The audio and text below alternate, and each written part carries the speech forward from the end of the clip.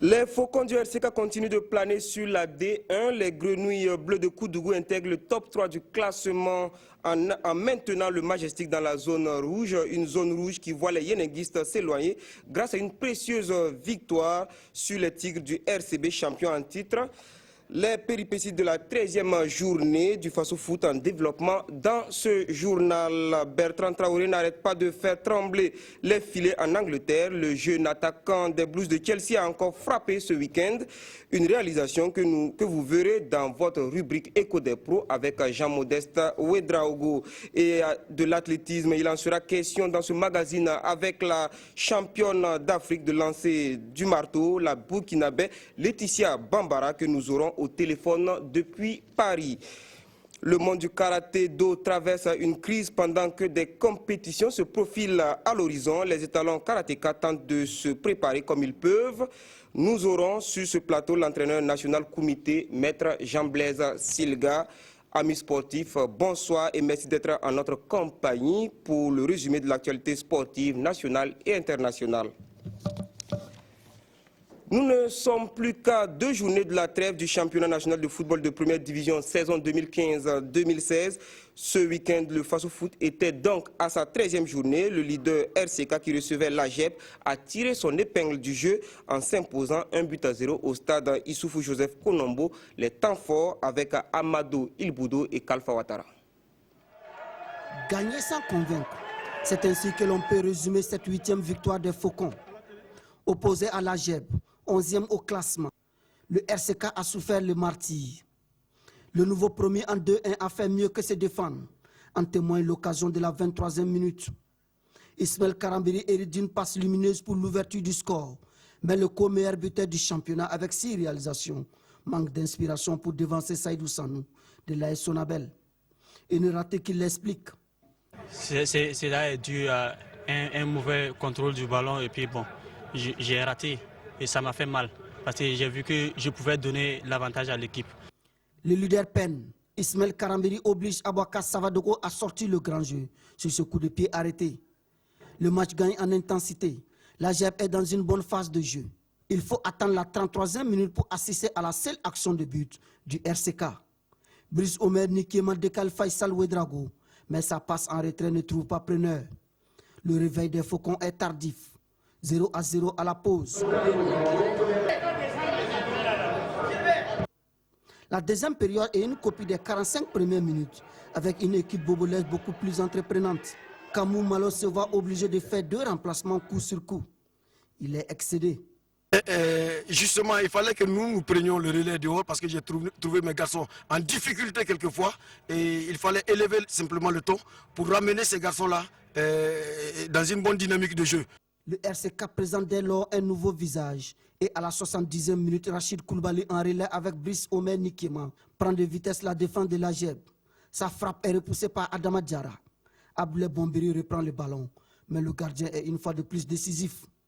Le RCK joue mieux. À la 81e minute, sur ce coup de pied arrêté, Adama Diarra se rate complètement. Abdoulaye Bombiri redresse la course du ballon et trouve Mandessou Gérard Adou. De retour de suspension. 1-0 pour le RCK. L'AGEP pousse pour revenir au score, mais les Faucons sont plus dangereux. Le RCK l'emporte et consolide sa place de leader. Nous sommes satisfaits. Mais c'est comme on a l'habitude de le dire, l'arbre ne doit pas cacher la forêt. Ce soir, nous n'avons pas du tout existé, surtout en première période. Je n'ai pas du tout reconnu mes garçons.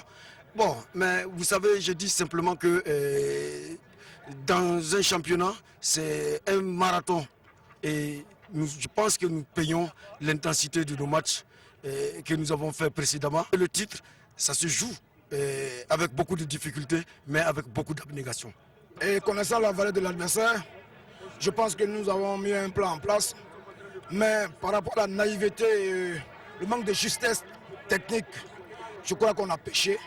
Sinon qu'au vu de cette rencontre, on méritait quand même au moins le nul. Mais bon, c'est la plaie. Mais je pense que, à force de surestimer l'adversaire, ces jeunes gens ont cru qu'ils ne pouvaient pas. Chose que j'ai dit non, la valeur égale. Il faut croire, il faut accepter aller au bout des actions. Et cette justesse technique, Vous savez, on ne peut pas le donner comme ça. Hein. Il faut naître avec et nous on améliore. Voilà, je crois qu'au fur et à mesure, on va tirer les leçons de cela. Je pense qu'on n'a pas rougi. Au vu le monde, on n'a pas rougi. La prochaine sortie des Faucons, c'est à Koudougou, le 3 mars prochain, en match en retard de la 8e journée. Kamou Malo du RCK et Noël Tien donc de la GEB qui a en tout cas analysé les prestations de leurs équipes respectives.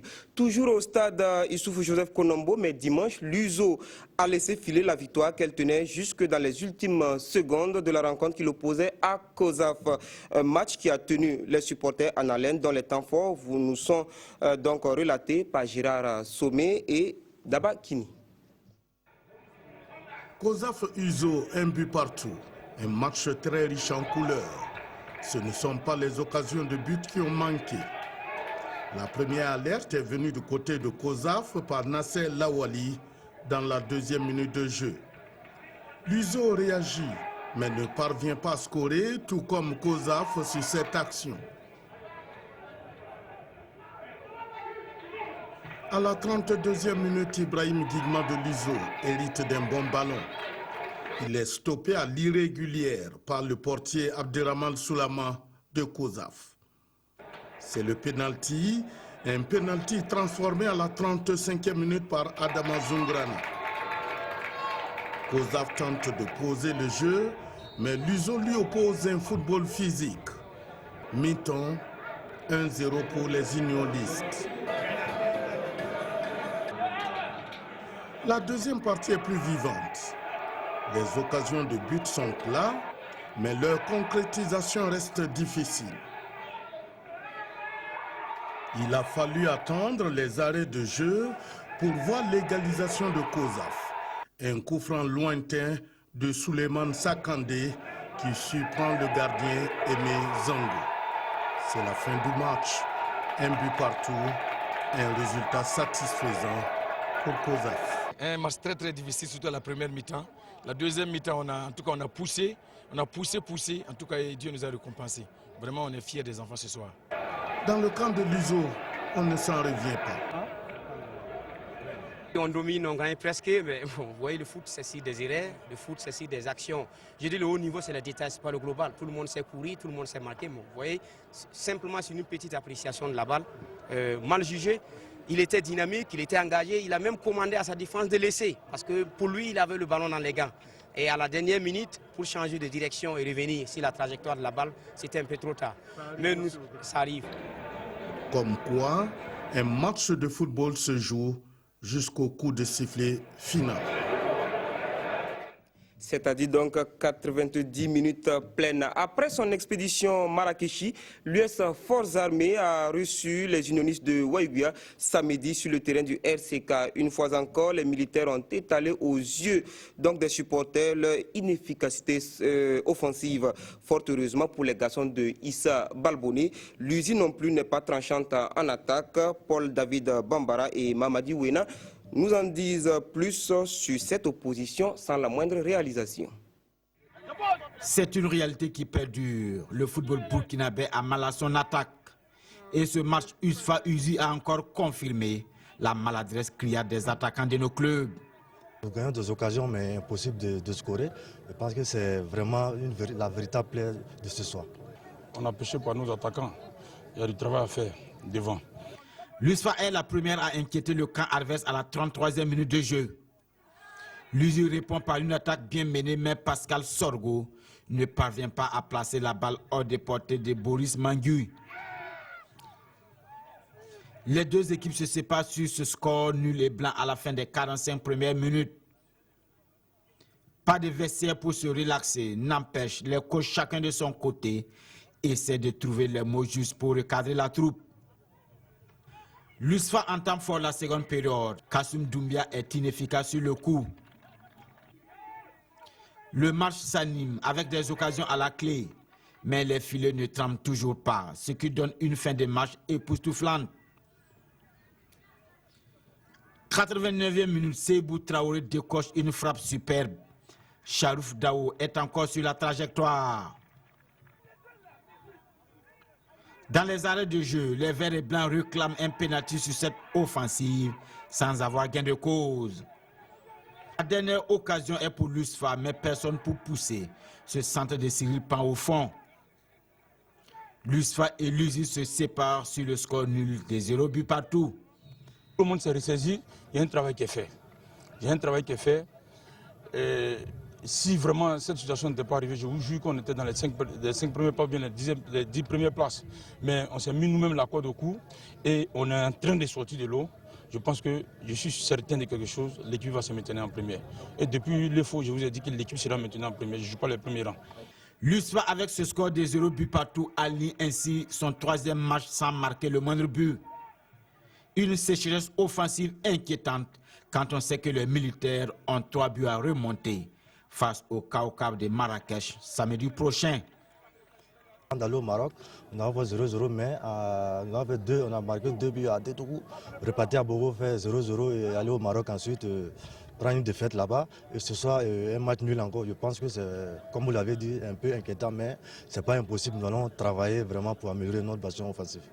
La fin du match USFA-USU a connu quelques échanges verbaux entre le banc de l'USFA et le 4e assistant. Heureusement, les esprits se sont vite calmés car ce match s'est joué sans aucune force de sécurité. Les uns fondus sur place, les autres ne se font pas prier pour s'afficher dans le peloton de tête. Les Grenouilles bleues de Koudougou ont accroché la 3e place du podium. Elles ont fait plaisir à leur public en dominant les académiciens de Pau 2-1 au stade municipal de Koudougou. Mamadou Dabiré et Christelle Dabré ont pu savourer les 3 buts de la rencontre. Voici le reportage.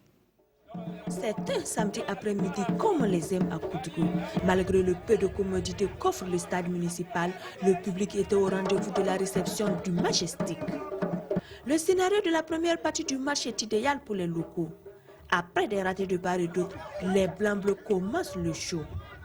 À la 22e minute, sur une passe lumineuse de Sayouba Sané, Sidi Sienou envoie le ballon au fond des filets. Ragaillardi par cette réussite, le BPS récidive 3 minutes après, soit à la 25e. Sayouba Sané se mue en passeur pour Chaliamego qui se joue des cadets cabrés avec malice. 2-0, les supporters sont aux anges. Les visiteurs cueillis à froid encaissent le coup mais n'abdiquent pas. Ils pensent juste avant la mi-temps obtenir la réduction, mais le but est refusé pour position avancée. Si le BPS est ovationné par ses inconditionnels pour ce résultat partiel satisfaisant, le Majestic se voit encouragé par les supporters de l'ACE. Dès la reprise, Isaka Ouedraogo procède à des changements. Le Majestic veut revenir au score.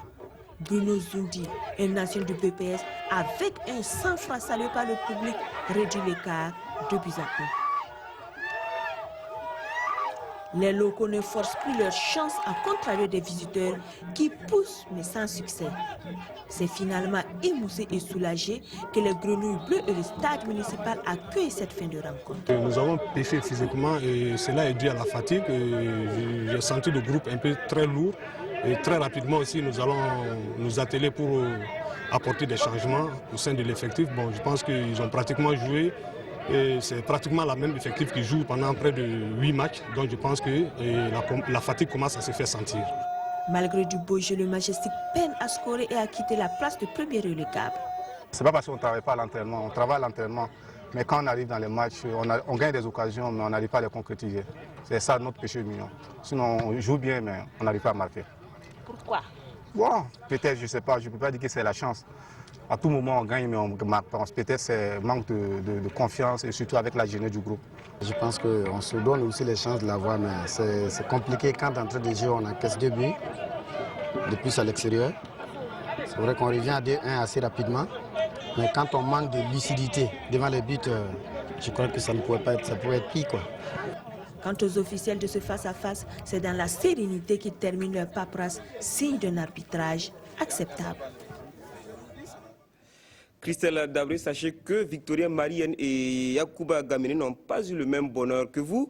Ils sont revenus de Dougou sans avoir savouré de but dans l'opposition Banqui Sport Usco de Banfora. Voyons donc cette opposition vierge.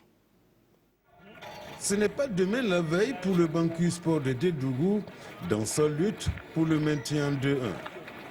La lanterne rouge du Force au foot est entrée très vite dans le vif du sujet face à l'USCO de Banfora, match comptant pour la 13e journée. Ce n'est pas faux de n'avoir pas cherché à remporter le gain du match. Mais les offensives du Banqui ont été mises hors d'état de nuire par un bloc défensif de l'USCO en pleine possession de l'endurance physique. Banqui-ISCO était digne d'une affiche du championnat national, du moins dans sa première période. Mais que d'opportunités gâchées de part et d'autre jusqu'à la pause 0-0. À la reprise, le Banqui continue de jouer à côté de la plaque. Les visiteurs ne sont aucunement ébranlés et deviennent virevoltants par moments. L'USCO passe à la vitesse supérieure, mais ce but lui est refusé pour position irrégulière. Le Banqui manque de souffle en fin de partie. Salifou Zougouri était à un doigt du hold-up parfait pour l'USCO. Bref, les 22 acteurs ont finalement conjugué leurs efforts au nul blanc de 0-0. Un point du nul bon à prendre pour les unionistes de la contrée du paysan noir. C'est un bon résultat parce que les gens pensaient qu'on venait c'est pour gagner seulement parce que Dédougou est en difficulté. Or pour moi, un match, une équipe qui est en difficulté, ça ne veut pas dire que c'est la dernière de tout. Mais nous, on s'est préparé en fonction de ça. On s'attendait à une résistance ce soir comme ça. Là. Donc je ne suis pas surpris de voir l'équipe de Dédougou jouer de cette manière. La machine n'a pas fonctionné comme on voulait.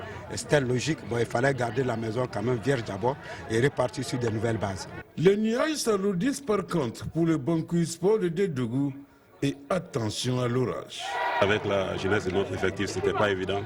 Sur les derniers gestes, vraiment, il y a toujours des difficultés. Je pense que ce n'est pas simple.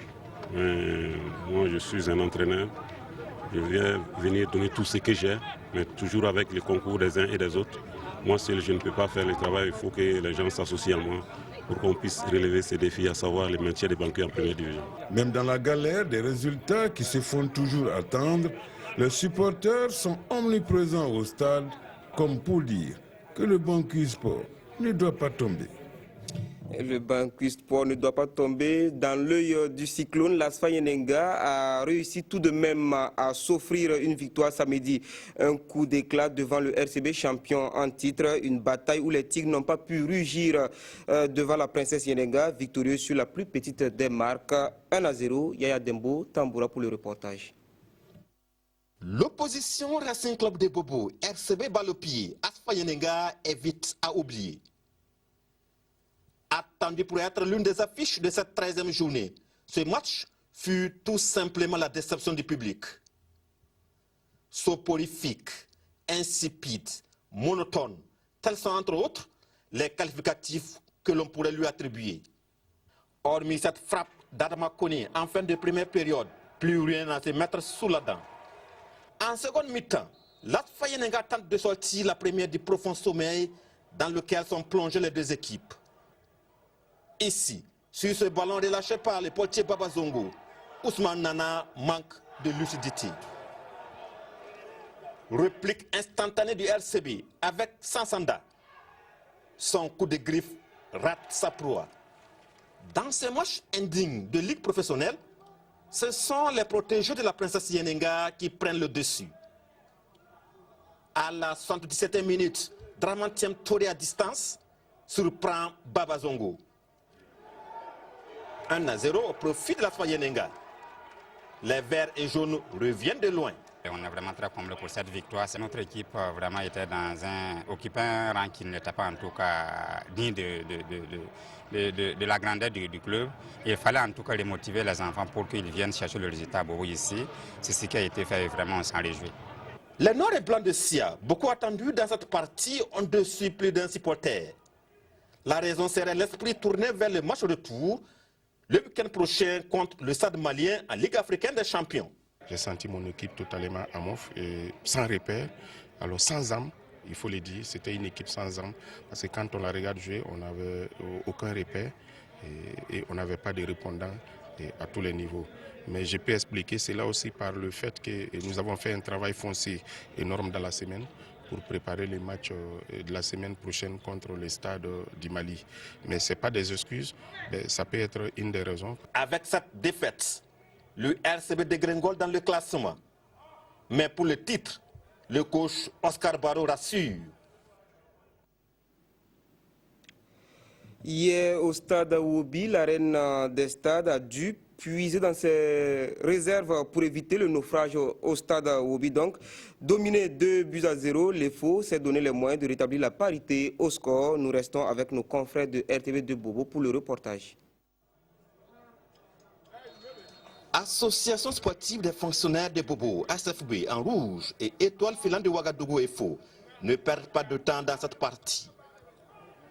À l'entame du match et pendant un bon moment, ce sont les jaunes et noirs de Bobo qui ont la même mise sur le jeu. Les stylistes, au fil du temps, desserrent les taux, mais pas pour longtemps, car les buffles déchaînés finissent par trouver la faille à 5 minutes de la pause. Antoine Kofi, sur cette aubaine, ouvre le score avec l'aide du poteau. Mi-temps, 1-0 en faveur de l'ASFB. Les fonctionnaires de Bobo reviennent sur la pelouse encore plus déterminés. 63e minute, Lamine Ouattara se joue de la défense et double la mise. À 2-0, les stylistes ne lèvent pas le pied sur le ballon. Mieux, ils se réorganisent, puis multiplient les raids. Leurs efforts vont porter fruit. D'abord, à la 74e minute, par Adama Zerbo à la conclusion d'une belle séquence de jeu. Et l'égalisation à 2 minutes de temps réglementaire suite à ce ballon mal repoussé par la défense adverse. Lagui Sabana Traoré reprend de plein fouet au fond de la cage. 2 buts partout. Un score qui ne changera pas en dépit de nombreuses occasions de but. Le résultat est décevant et voilà, on aurait beau expliquer tactiquement ou techniquement comment faire, mais à 2-0, si on revient, je ne sais pas, à 15 minutes de la fin, à égaliser les 2 buts, ça c'est mental et c'est des trucs que je ne peux pas pardonner. Les remplacements, je vais dire, j'ai fait sortir Chitou qui revient des blessures depuis un bout de temps, qui ne joue pas. Il ne pouvait pas finir le match. C'était logique que je mette un autre milieu. Arjouma a vraiment cartonné. Il fallait le faire sortir, mettre du sang frais. On mène 2-0. Quand on fait les remplacements, c'est pour faire mieux que ceux qui sont sortis. C'était un match très difficile parce qu'un déplacement est toujours difficile. Je pense qu'en premier mi-temps, on a essayé de faire ce qu'on pouvait. Et maintenant, en deuxième mi-temps, l'équipe a eu à trouver des occasions. Je pense que le premier but était carrément hors jeu par rapport à ce que nous avons vu. Bon, sincèrement dit, mais on a galvanisé les jeunes à la mi-temps, on les a dit. Un match là, ça se joue à 90 minutes, à 95 minutes. Donc tant que l'arbitre ne siffle pas, je ne pense pas que nous pouvons perdre ce match. Je pense qu'ils ont écouté les conseils. Et en fonction de ça, nous sommes montés et nous avons remonté les 2 buts. Au-delà de ce score de parité, fonctionnaires et étoilés ont offert du spectacle au public. C'était donc Rachid Compaoré qui s'exprimait tout à l'heure. En rappel, vendredi, en match avancé de cette 13e journée, le Santos et l'AS Sonabel se sont neutralisés 0-0. Classement donc à l'issue de la 13e journée, le RCK tient la tête avec 27 points plus 10, suivi de l'USO 22 points plus 6, BPS 12 points plus 1, Santos 20 points plus 1, donc Santos 19 points plus 4, une belle remontée.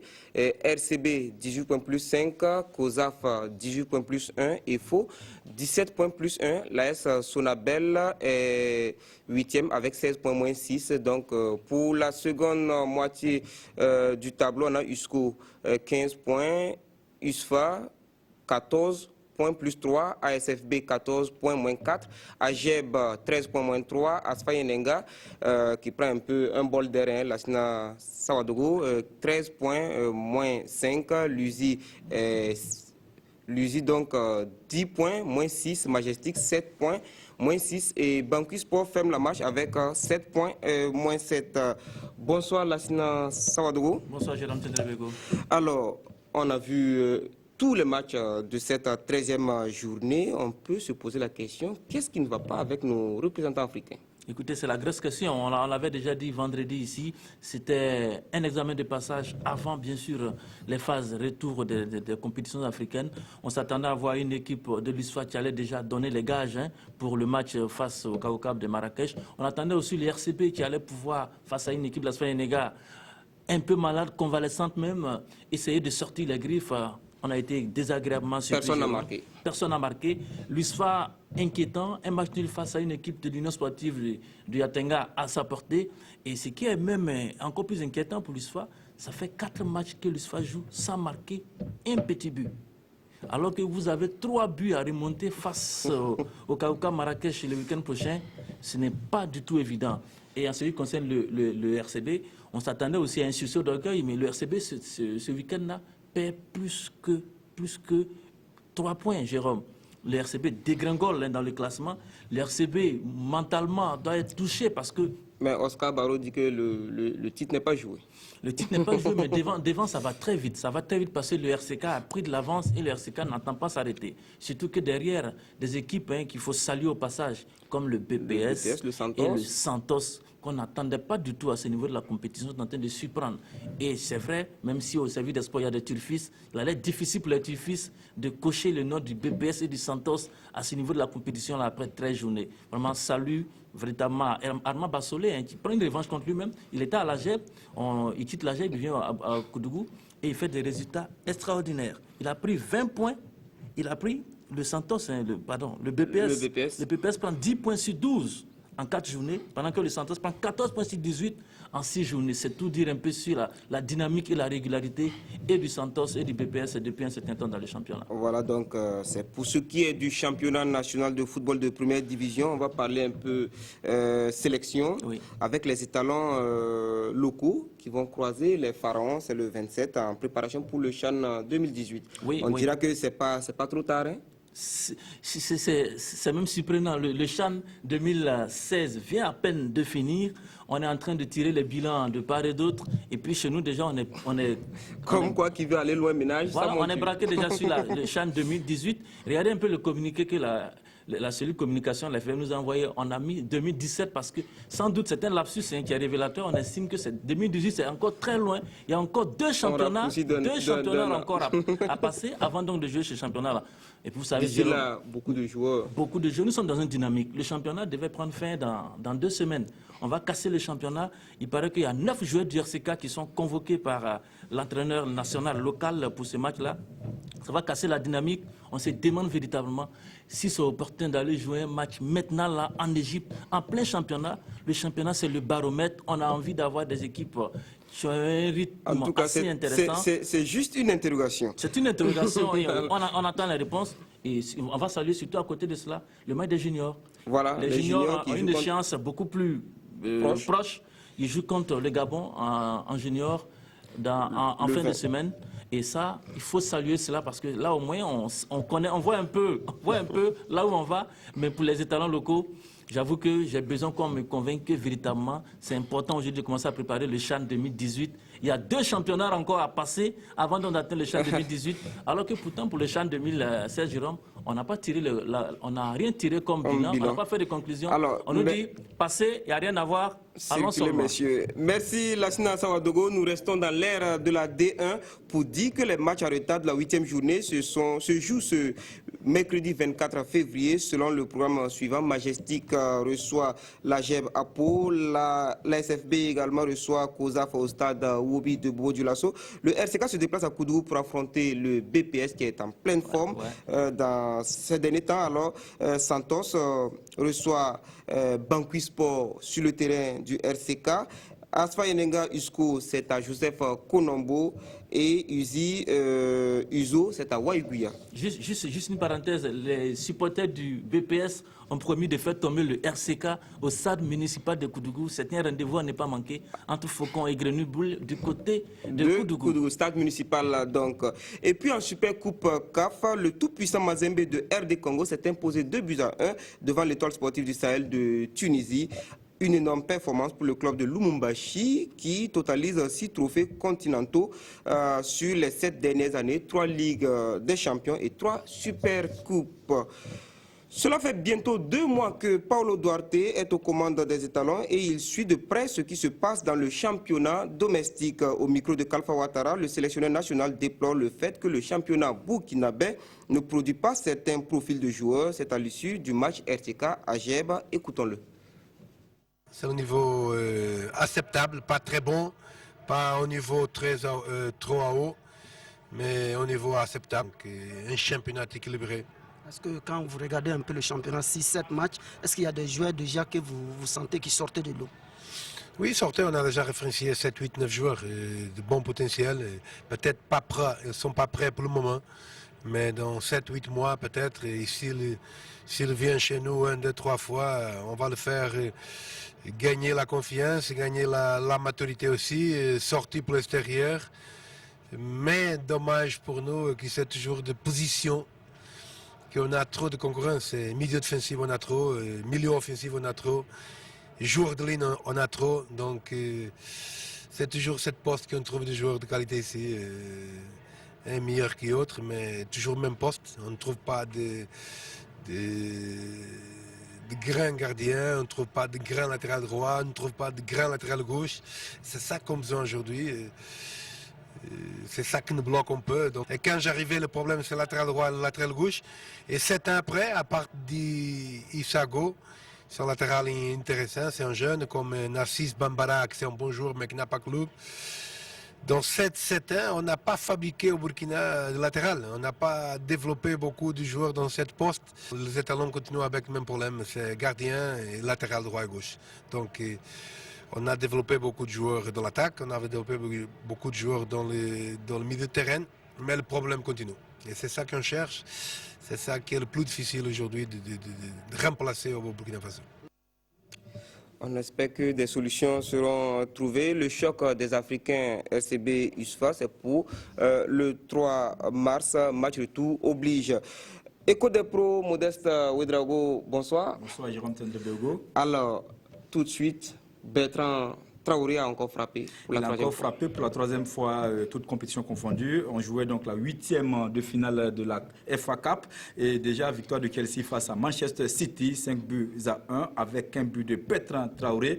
C'était donc à la 89e minute. Il faut rappeler que le garçon est entré à la 70e minute et il a brillé puisque le garçon a obtenu, on va voir les images du but tout de suite. Donc le garçon a brillé sur un centre de Oscar. Le garçon a pu placer une tête, on va dire avec un peu de réussite. Il trompe le portier Wilfredo Caballero, voilà. Oscar, centre, tête et but de Bertrand Traoré avec un peu de réussite quand même. Il trompe Caballero. Mais ce n'est pas son seul fait de... C'est pas son seul fait d'âme dans cette rencontre, puisque Bertrand Traoré a provoqué d'abord un penalty donc manqué par Oscar, et puis après il a touché le poteau, et ça c'est à saluer. Et le garçon monte en puissance au fil des matchs et il gagne trois bouts de match. Trois buts, ça c'est impressionnant, et même la presse au niveau de l'Hexagone en parle déjà, et la presse parle de pépitre burkinabé qui est en pleine éclosion, et ça c'est intéressant, et c'est bien quand même pour le garçon qui est tout un espoir, et l'espoir de tout un peuple, l'espoir des supporters burkinabés, l'espoir en tout cas du football africain. Alors, on va quitter l'Angleterre, nous irons en France pour prendre les nouvelles de Laetitia Bambara. Laetitia, bonsoir. Bonsoir à tous. Alors, tu vas nous permettre de prendre juste 3 minutes de ton temps de sommeil. Il est exactement 22h34 à Paris, c'est ça? Exactement, c'est ça, oui. Alors, tu as été championne d'Afrique à Marrakech en 2014, médaillée d'or et record woman des Jeux africains au lancer du marteau, 66,91 m à Brazza en septembre dernier. Alors, tu travailles pour les minima pour Rio 2016. Est-ce que ça promet, Laetitia? Eh bien, écoutez, je m'entraîne dur pour pouvoir réaliser les minima qui sont à 71 mètres. Mon record étant de 68,53 m, il me manque, on va dire, 3 mètres afin de décrocher cette qualification. Ce week-end, samedi, j'ai les championnats de France. Donc voilà, j'espère réaliser là-bas une belle performance. Et puis voilà, je continue à m'entraîner dur pour pouvoir décrocher ces minima. Alors, en plus de Rio, il y a également Durban, en Afrique du Sud, les championnats d'Afrique, en ligne de mire. Tu y penses? Par contre, voilà, je vous entendais au loin. Voilà. Vous pouvez répéter? Je disais qu'en plus de Rio 2016, il y a également Durban 2016 avec les championnats d'Afrique. Est-ce que tu y penses fortement? Oui, bien sûr, oui. C'est un de mes objectifs également, les championnats d'Afrique, en Afrique du Sud, en fin juin. Donc là, je vais voilà, essayer de maintenir mon titre de championne d'Afrique, qui est très important pour moi. Laetitia voulait faire un tour au Burkina après les Jeux africains avec la médaille d'or décrochée donc, au lancer du marteau. Est-ce que Laetitia connaît le Burkina? Oui, bien sûr, je connais le Burkina. C'est vrai que je suis vraiment le Burkina avec ma médaille lors des Jeux africains qui se sont déroulés en septembre dernier, mais malheureusement avec le coup d'État, je n'ai pas pu y aller. Mais je compte voilà, y aller très prochainement, là, dans les mois qui viennent. On peut espérer vous voir quand au Burkina? Je ne peux pas trop vous dire la date, mais je compte venir là de cette année. Alors merci Laetitia et bon courage pour les préparations. Merci beaucoup à vous. Merci. Voilà donc. Oui, Laetitia. voilà, Laetitia Bambara, qui est une valeur sûre de l'athlétisme burkinabé. C'est vrai qu'elle vit en France, mais elle porte le drapeau burkinabé et ça, c'est à saluer parce que cette fille apporte beaucoup au Burkinabé. Vous savez, vous étiez à Brazza, c'est elle qui nous a permis de voir de l'or. Voilà, et d'entendre le Titanier, en tout cas, au stade à Brazzaville. Et ça, vraiment, c'est énorme et c'est une fille à saluer. Et nous espérons qu'elle va nous rapporter beaucoup d'or. Parce que nous voulons de l'or. Nous voulons de l'or. Merci et vous restez sur ce plateau, Modeste Ouedraogo. On va reprendre quelques précisions, les matchs en retard de la 8e journée. BPS RCK, ASFB COSAF. Match en retard de la 12e journée, on a Majestic RCB et USFA pour le 3 mars prochain. La FBF était en tournée ce week-end à Bobo pour évaluer la mise en œuvre de la bourse octroyée aux joueurs par le ministère des Sports et des Loisirs. Objectif, négocier la poursuite de cette initiative salvatrice pour les clubs de D1 et D2. Et à Dembo Tamboura pour le reportage. La bourse allouée aux footballeurs par le ministère des Sports et des Loisirs est un acte salvateur, salué par tous. Cependant, après une année de mise en œuvre, force est de constater que le geste a connu beaucoup de difficultés. Des difficultés que la Fédération burkinabé de football passe en revue afin de pouvoir en bénéficier cette année encore. La bourse qui a été instaurée, déjà, c'était une bonne décision parce qu'elle a permis quand même de motiver nos footballeurs, nos jeunes footballeurs sur le terrain, et en dépit de quelques difficultés qu'on a pu remarquer ici et là. D'ailleurs, les clubs insistent pour que ça vienne parce qu'ils ont beaucoup de difficultés. La bourse octroyée aux joueurs, une aide qui pourrait être reconduite cette année à condition que l'utilisation des fonds déjà offerts soit bien justifiée. La règle d'or aujourd'hui, c'est l'obligation de rendre compte. Si on vous a donné de l'argent, il faut que vous justifiez l'emploi de l'argent et conformément à la réglementation financière.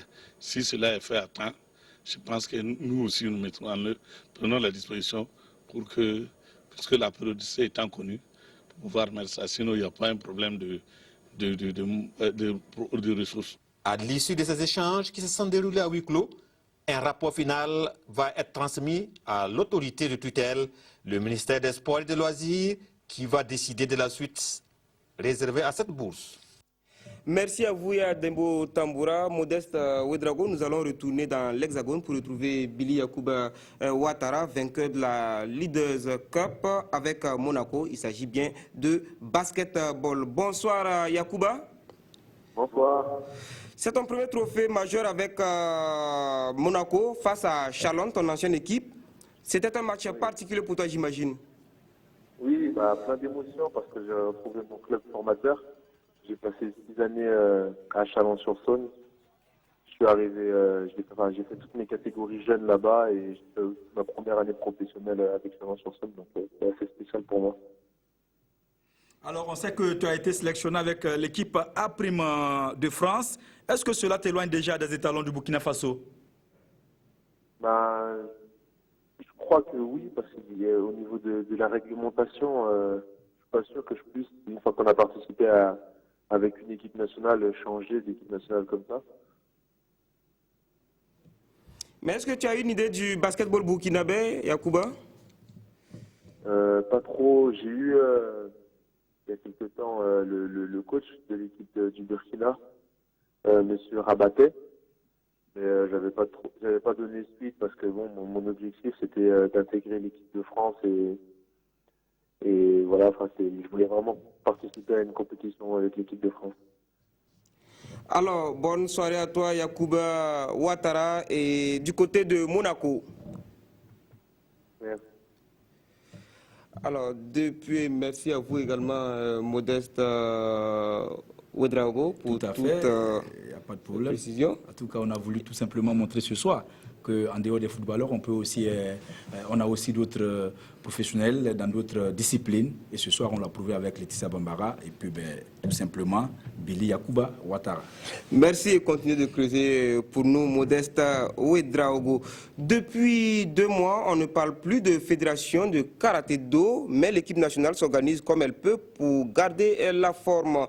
En premier regroupement, depuis près de 6 mois, nous sommes allés les voir sur le site du CIAO, constat sur les images de Adama Guiti.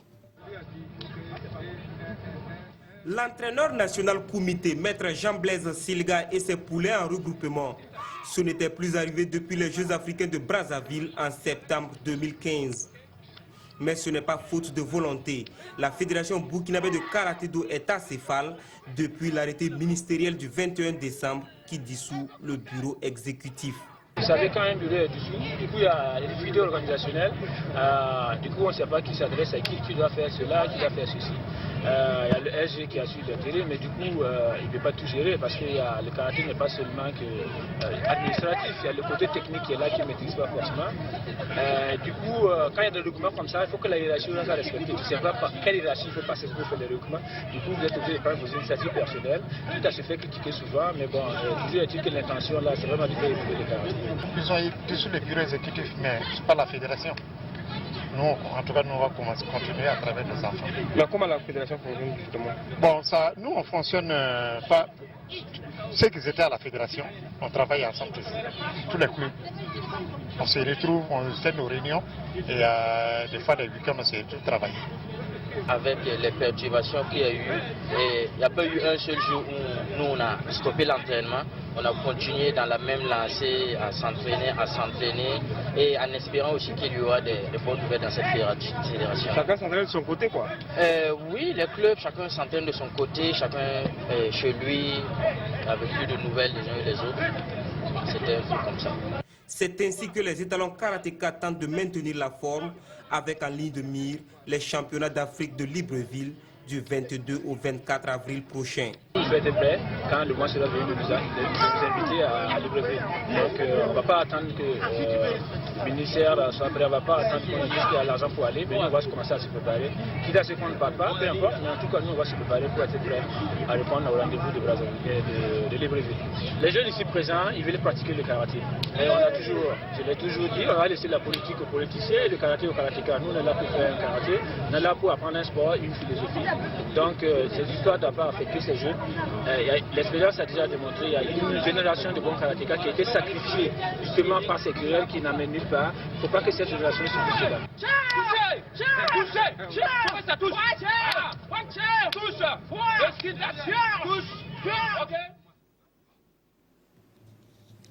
Comment ça s'appelle ça? Bienvenue Maître Jean-Blaise Silga sur ce plateau. Donc, alors, vous êtes en difficulté. Qu'en est-il de la mise en place du comité transitoire annoncé par l'arrêté ministériel du 21 décembre dernier? Il faut dire que malheureusement, jusqu'à aujourd'hui, on n'a vraiment pas de nouvelles. J'ai rencontré le SG qui, je crois que lui-même, il est un peu perdu parce qu'il dit qu'il doit gérer les affaires courantes. Du coup, qu'est-ce qu'on appelle affaires courantes? Quelles sont ses attributions exactement? Lui-même, il l'ignore jusqu'à présent.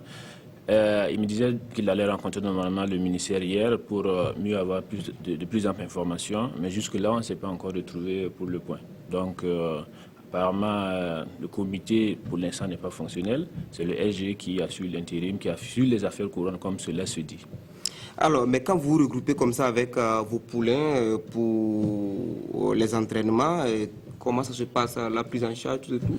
Il faut dire qu'actuellement, c'est vraiment une initiative purement personnelle, parce que, quoi qu'il en soit, une équipe, c'est une famille qu'on a pu constituer. Et donc, depuis Brazzaville, on n'a pas eu l'occasion de se retrouver.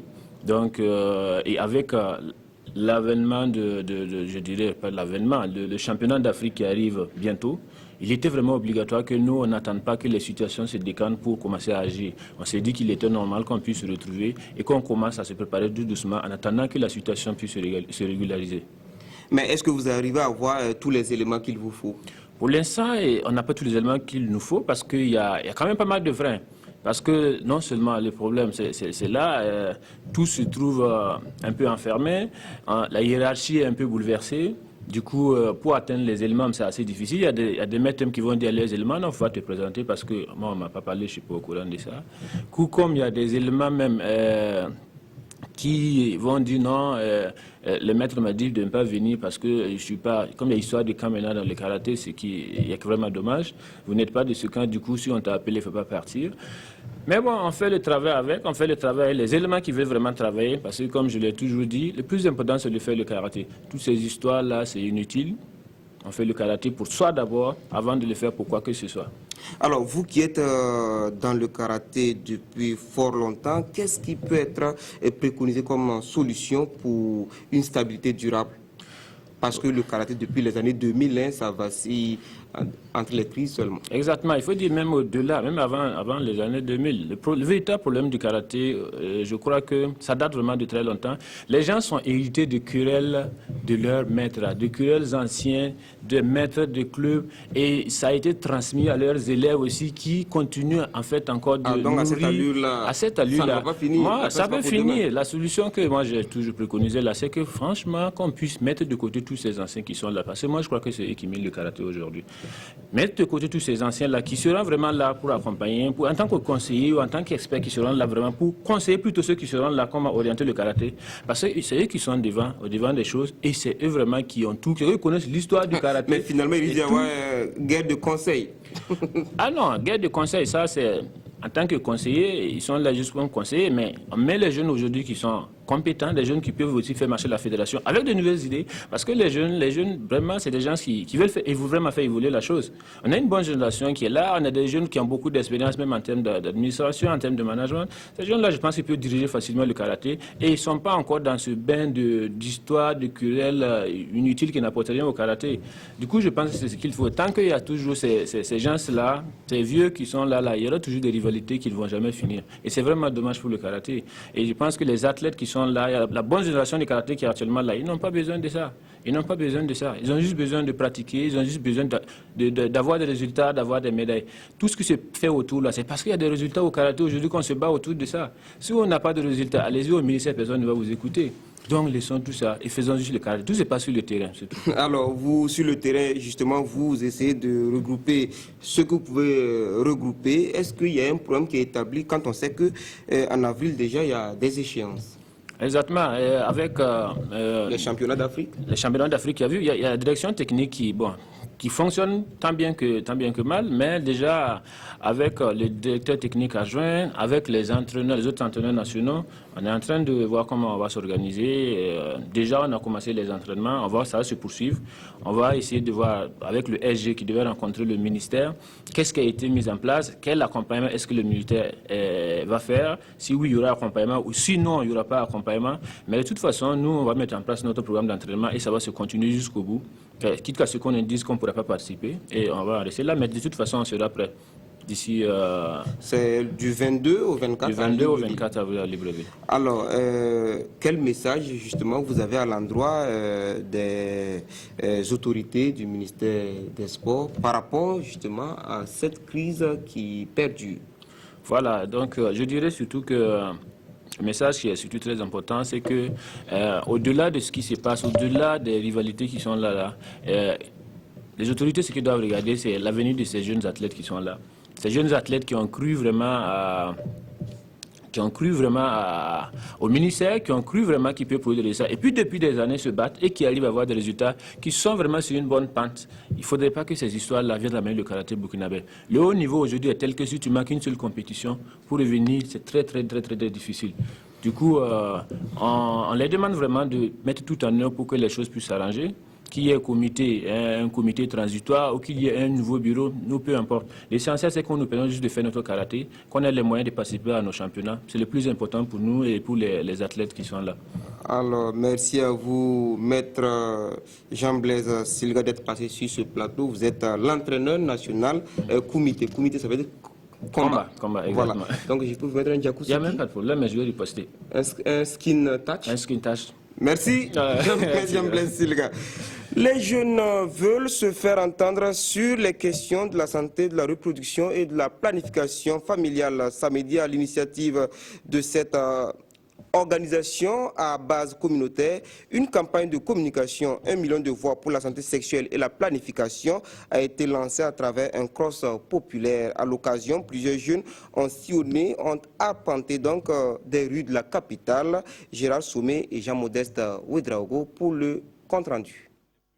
La question de la santé et de la reproduction est une préoccupation pour les organisations à base communautaire. D'où cette campagne nationale de communication intitulée « 1 million de voix pour la planification familiale et la santé de la reproduction ». Les statistiques sont si alarmantes que ça, parce que si vous vous référez aux chiffres, les jeunes contribuent pour beaucoup, en tout cas, à l'augmentation du taux de fécondité au Burkina Faso. Les jeunes sont les plus nombreux au Burkina Faso et ce sont ceux aussi qui ont beaucoup d'enfants, alors qu'ils ne sont pas en mesure justement de prendre en charge ces enfants-là. Ça devient un problème socio-économique pour la nation et voilà pourquoi nous nous intéressons à la question. Par ailleurs, au niveau des établissements, les grossesses non désirées en milieu scolaire, il n'y a pas cet établissement-là qui n'est pas concerné. À la place de la révolution, jeunes, femmes et acteurs de la santé sont tous mobilisés pour attirer l'attention des leaders politiques et renforcer la prise de conscience et l'engagement des jeunes. Et ce cross populaire, dont le thème « Je cours pour la planification familiale » a tenu toutes ses promesses. Les jeunes scolaires, les membres des associations et des leaders d'opinion ont arpenté les artères de la ville de Ouagadougou pour se faire entendre. Au son de la musique, les sportifs d'une matinée au Petit Trot font le tour de l'immeuble de la BCAO en passant par la mairie centrale, le rond-point des cinéastes, avant de rejoindre la place de la Révolution. Tour à tour, partenaires techniques et financiers, le représentant du ministre de la Santé et les organisateurs ont souligné l'opportunité d'une telle activité afin de porter plus haut la voix des jeunes. Les jeunes de moins de 15 ans représentent plus de 46% de la population. Donc cette population-là qui est censée passer à la phase active, c'est-à-dire à la phase de production des biens de consommation, de production des richesses, de production de tout ce qui peut garantir un véritable développement économique, a mal.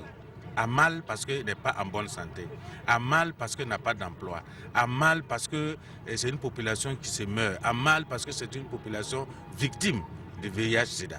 Donc il est important que si véritablement nous voulons permettre asseoir un bon système de développement, il est important que cette jeunesse-là soit une jeunesse bien formée, bien éduquée et que ses besoins en matière de santé de la reproduction soient véritablement pris en compte. Cette activité est la première d'une série qui vise à terme l'amélioration de la santé sexuelle et reproductive des jeunes.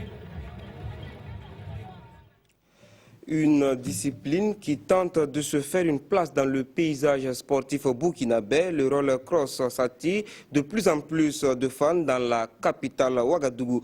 Nous vous proposons de voir les adeptes de ce sport passionnant encore sur les images de Adama Guiti. C'était dimanche avant le coucher du soleil. Ils prennent d'assaut une rue de la zone d'activité commerciale et administrative pour s'adonner à leur sport favori.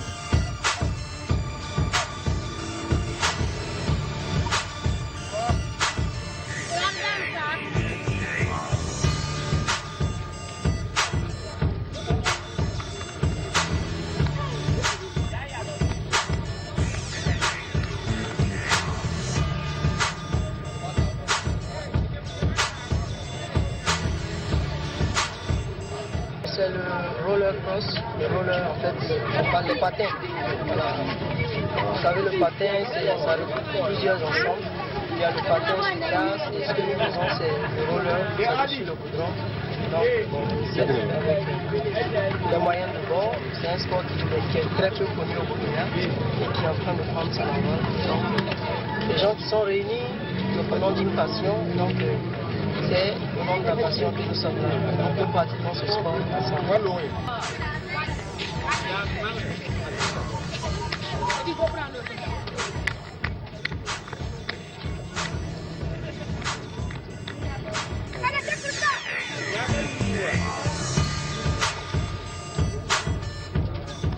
Comment ça s'apprend? Alors, pour adhérer au club, il y a des modalités qu'il faut remplir. Il faut d'abord s'inscrire.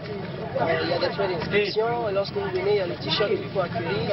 Et lorsque vous êtes dans le club, voilà, on va déléguer des personnes. On va, en fonction de votre niveau, vous intégrer dans un groupe et vous allez travailler, apprendre des techniques. Si vous êtes débutant, on va vous apprendre à vous arrêter. Et par la suite, il y a des techniques que vous allez apprendre, la vitesse et les sauts. Voilà.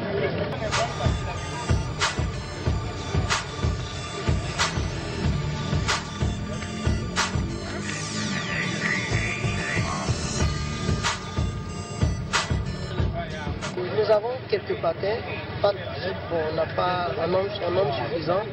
Et puisque c'est un sport qui n'est pas développé, c'est difficile d'avoir des patins sur le mais généralement, c'est dans les revendeurs de France, sur les voies et autres. C'est avec eux, quand ils viennent avec des conteneurs, si on a quelques paires, on récupère et on met à la disposition des membres de l'équipe.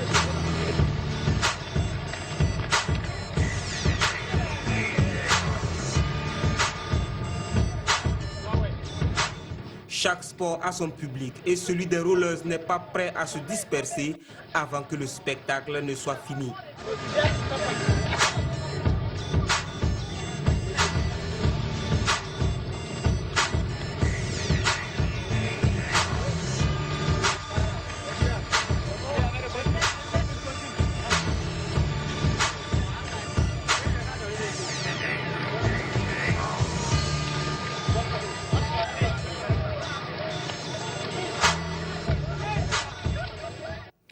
Alors, je reprends donc pour vous les matchs en retard de la 8e journée, le programme donc.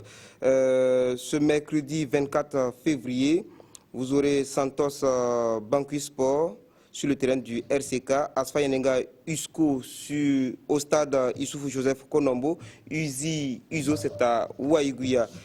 Et les autres matchs sont donc repoussé au 3 mars. On aura BPS RCK à Koudougou et ASFB Kozafa au stade Ouobi de Beau-Dioulasso. Et match en retard de la 12e journée, Majestic RCB, c'est à Pau, et USCO, USFA, donc à Banfora, c'est toujours le 3 mars.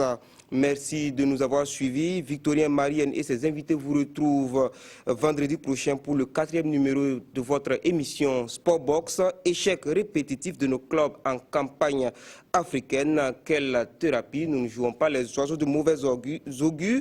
Mais d'ici là, portez-vous bien. Bonsoir.